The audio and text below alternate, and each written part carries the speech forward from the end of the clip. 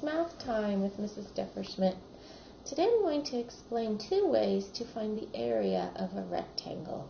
One of those is by counting the squares, and the other one is by using a formula. So I think you'll really enjoy this. It's not super complicated, and it will be a great tool for later on. As we begin, I will tell you that method one for finding a rectangle's area is what I will call count the squares. And it's very similar to what we've done in class, where you examine the rectangle you're working with, you divide it up into units, rows and columns of square units, and you simply count the squares. We talked about the multiplication model, or the area model for multiplication, and you know that if you multiply the rows by the number of columns, that you will get the number of square units inside the rectangle. It always works for a rectangle, no matter which way it's oriented or what the units are. As long as you have divided it up into 1 unit squares, you can simply count the units inside to get the area. That's a very simple explanation of an area of a rectangle. And as you move to more complicated applications in your study of mathematics, you'll realize that it's not always possible to imagine or draw the units inside of a rectangle.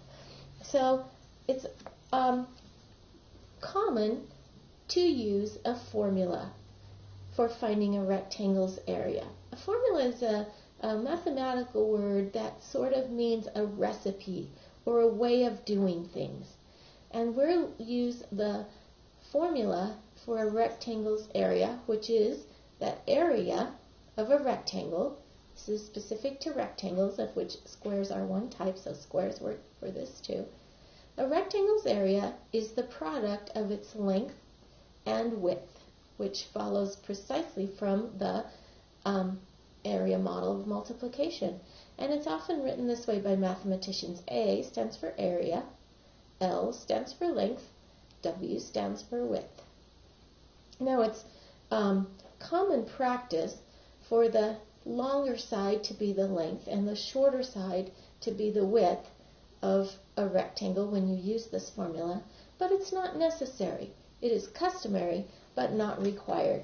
Since multiplication is commutative, it doesn't matter what order your two parts are placed in. Here are a couple of illustrations to show that the area of each rectangle is simply calculated by multiplying whatever unit, the number of units in the length, by the number of units in the rectangle's width, and that will result in the correct calculation of that rectangle's area in square units.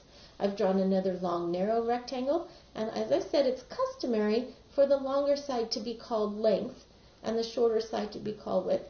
Customary, but not required. It can be illustrated any way you choose. And here's a rectangle drawn with some measurements given. 3 centimeters wide and 6 centimeters long. So calculating the area of that rectangle would simply be area equals width times length, or length times width, doesn't matter. And the answer is 18 square centimeters. Little teeny squares that are each 1 centimeter on every single side. That's all there is to the area of a rectangle. It's a simple calculation. I know you're going to find this very useful for the rest of your life, and you can be proud that you learned it right here at Math Time with Mrs. Depperschmidt. Please take care of yourself. Remember to be kind. I'll see you at school.